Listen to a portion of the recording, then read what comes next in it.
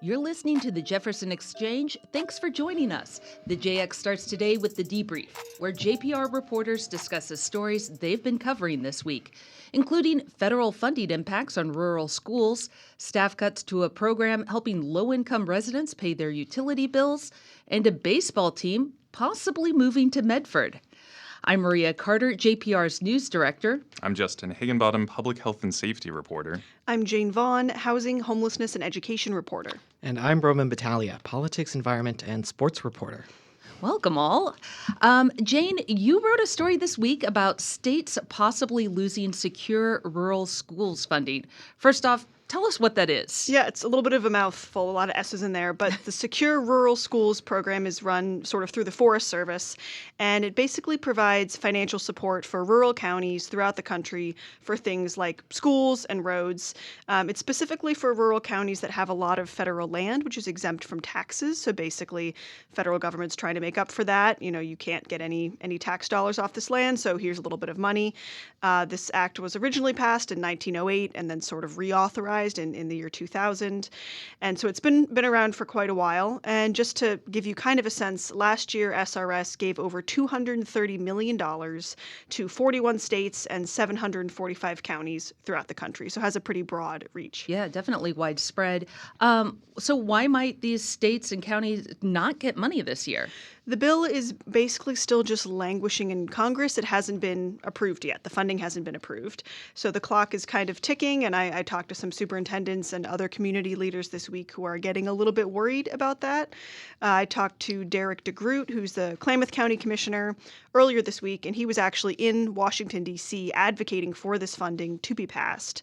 And then I also talked to some superintendents who were talking about how they think this SRS money shouldn't be the kind of thing that has to be reallocated by Congress every few years. You know, they have to go back and advocate for it again. And they would rather see it be sort of more sustainable, more dependable, and also not vary so much year to year. They never quite know exactly how much money they're getting. And so they would like it to be more reliable so they could better plan for how much money they're going to have and know that they're going to get it every year. But that's not the case right now. So what happens if this money doesn't come through? It could have, obviously, a really big impact first on schools, especially smaller school districts that might really rely on that funding. So, for example, I talked to Jamie Green, who's the superintendent of the Trinity Alps Unified School District, which is in Weaverville, California. And he says his district uses this money basically for things like maintenance and transportation. And so they've already budgeted a little bit in case there's a funding gap there. But he said it won't last forever, obviously. So you can let a bus get a little bit older, put off some maintenance. You can patch the roofs instead of redoing them.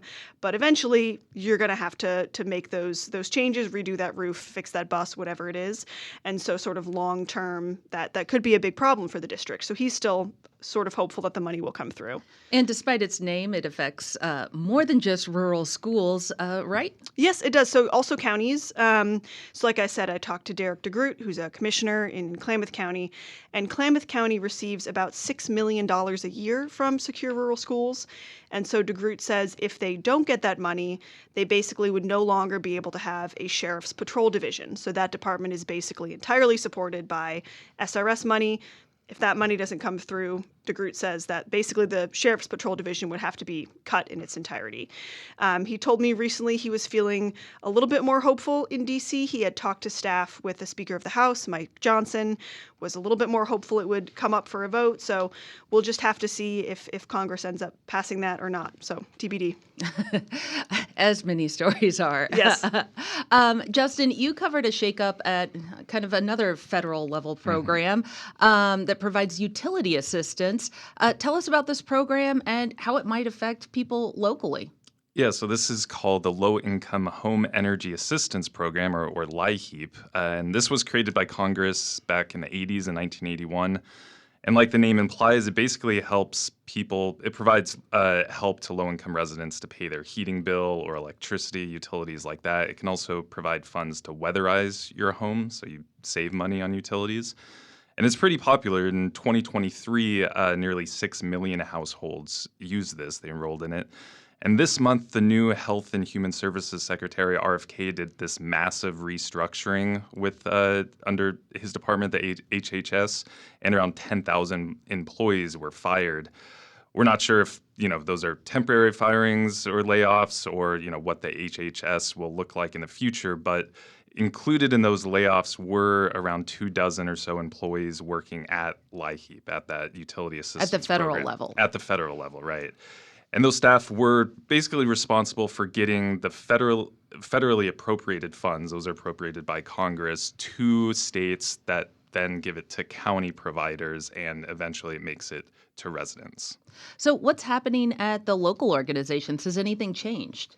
I spoke with a local provider in Humboldt County, and they said so far everything is operating as normal, but it's just a very confusing time for them, which is kind of common nowadays, which, something will happen on the federal level, and then we'll sort of have to wait to see if it sticks or how that trickles down and what the impacts are on the ground. But they are worried, and they have questions, namely how they'll get access to those federal funds when no one is in the federal office. The funds for this program, for this year, for this program, have already been appropriated by Congress, like I mentioned. That's over $4 billion in 2024.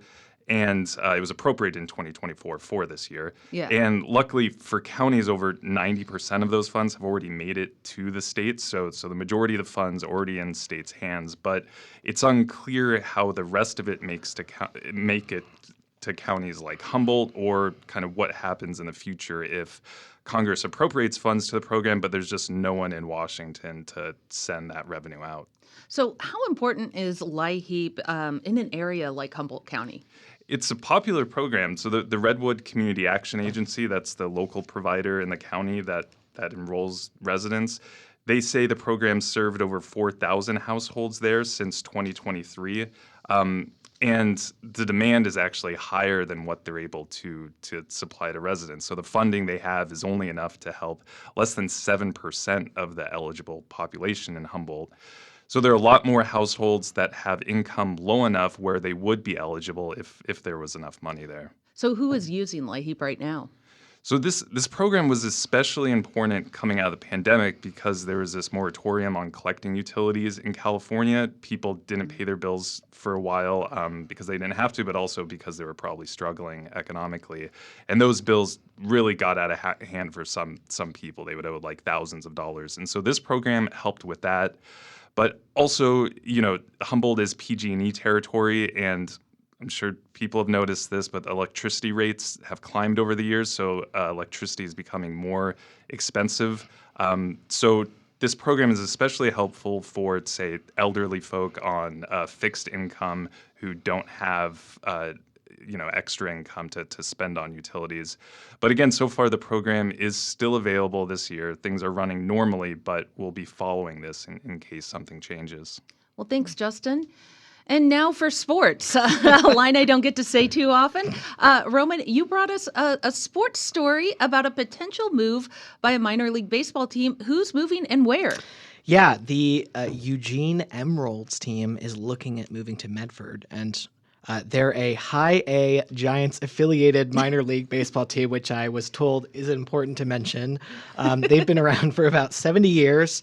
And also, fun fact, they were named in a contest that was won by an 11-year-old who wanted to call them the Emeralds because Lane County has been called the Emerald Empire, and so that's why they're called the Emeralds. So they presented to the Medford City Council this week about their essential pitch to move here to Medford.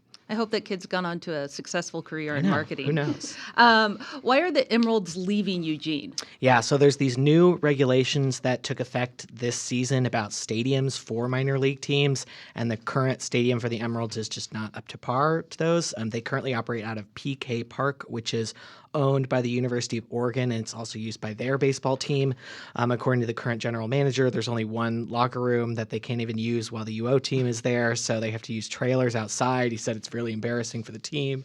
So, they've tried to build a new stadium. They got almost all of the funding, but then there was this bond measure for the last $15 million that was heavily rejected last year, and that basically forced them to look at possibly moving somewhere else. Because if they don't find a new location to play, they could lose their affiliation with the Giants, which would not be good for the team. So what makes Medford so attractive?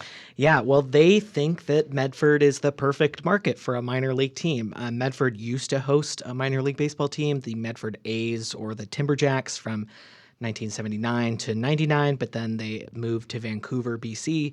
And so the general manager for the Emeralds thinks that Medford has shown its dedication to building community, and they recently built Rogue X, which is this giant events, recreation, and aquatic center that cost, I think, $70-something million. And then there's a bunch of other baseball fields they already have, so they'd be able to draw people from all over the Rogue Valley. They could also hold, a lot of other events at the stadium. They mentioned, concerts or haunted houses or boxing matches.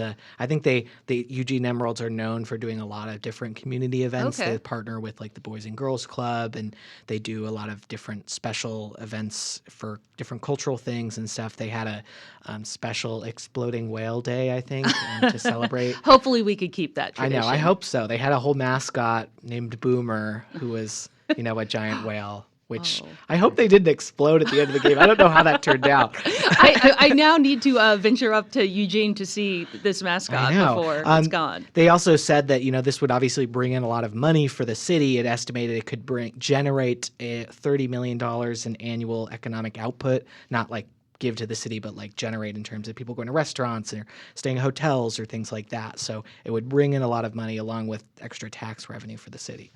Well, what has the city of Medford said about the move? How likely are we to see this come to fruition? Yeah, I mean, the city council seemed really excited about it.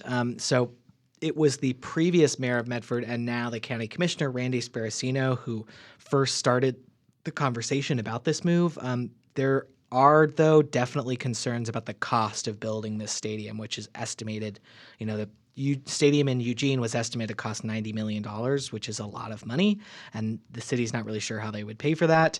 We don't really know what the funding model would look like. There was one, model that was looked at that was like the city and county would pay for half of it through a loan, and then the baseball team would pay them back over a period of time. There's also talk of like maybe getting some money from FEMA to designate it as a emergency operations center during wildfires or things like that. So we'll probably know in the next few months, because that's when the Eugene Emeralds need to have a decision. They kind of have to talk to the MLB about their plans for moving into compliance in terms of their stadium, pretty soon. So we'll probably be having this conversation at least a few more times. Yeah. Any ideas on what they'd be named if they moved to Medford? Yeah, who knows? I mean, the Emeralds, they said they would be open to a name change because I think the Medford Emeralds would probably be weird. We don't really have any association with Emeralds here. My vote was for the Medford Pears or the Pear Blossoms because we don't have a pear team here. There's the Medford Rogues. And which it's is about like, time. Yeah, I know. I think Pears is the perfect name. I don't know. Does anyone else have any ideas? No? Yeah. I like pear blossoms. Pear blossoms? Pear Blossoms. Yankees. The Yankees. Oh, I don't think that would go over well with the Giants. My other idea was the Medford Water Bears, because the Bear Creek runs through Medford, so we could call them the Water Bears. And then the mascot could be a tardigrade, which is Looks like would be like a giant gummy bear looking I know, thing, basically maybe. a giant gummy bear. That would be really cool. I think it'd be awesome. I think the kids would go crazy for that. Well, while we're talking about something fun right now, what we do every day here at JPR is a lot more serious. We bring you news and information that matters. And this is also the time of year where we ask you to give back to us and help you bring that information to us. Roman, how does someone do that? Yeah, you can go to our website at ijpr.org/support, or you can call us at 888-552-6191. Obviously, we report on lots of different things here. Sometimes we report on sports, but a lot of the time we report on a lot of other stuff, and it's really important, especially this month during our spring fund drive, to support JPR and all of the work that we're doing. Yeah, whether it's Jane covering like housing and homelessness issues, or education, or you covering politics and sports and environmental things, and Justin covering health and courts and all sorts of other stuff. We cover kind of the full gamut here, and I think it's really important to support what you use every day. And just give us a call, 888-552-6191, or go to ijpr.org/support. jpr.org/support. And that's it for the debrief this week. Thanks for listening. You can reach the newsroom with comments on our coverage and suggestions for things we should cover in the future through our news tip line. That's also on our website, ijpr.org, and you can find this program and more at jeffexchange.org, or subscribe on Apple, Spotify, or your favorite podcast platform.